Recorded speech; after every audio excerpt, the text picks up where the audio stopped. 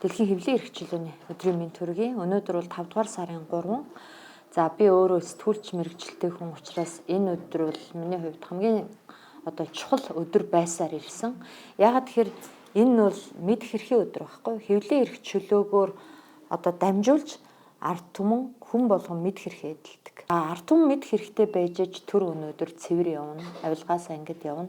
2025-аас 2026 онд бол маш чухал нэг үйл явдал болсон. Монгол улсын үндсэн хуулийн цэц эрэг хуулийн 13, 14 дугаар зүйлийг хүчингүй болгосон.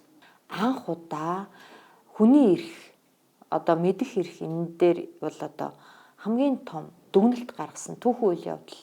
За энийг бол энэ улсын их хурлын ерөнхий нарийн бичгийн дарга Үлзий сайхан үндсэн хуулийн цэцийн гишүүн байхдаа өөрийн гараар бичсэн. Тэгээ энийг бол маш талархалтайгаар хүлээж авсан. Энэ харин хүчингүй болсон энэ асуудлыг эрүүгийн хуулинд яаж томьёолж, яаж зөв зүйтэйгээр оруулах вэ гэдэг ажлын хэсэгт би ажиллаж байгаа. За мөн хэдхэн хоногийн өмнө арчилсан намын хэсэг гишүүдтэй хамт миний бие нууцын тухай хуулийг өргөн барьсан. Нууцын тухай хуульд өөрчлөлт хийнэ.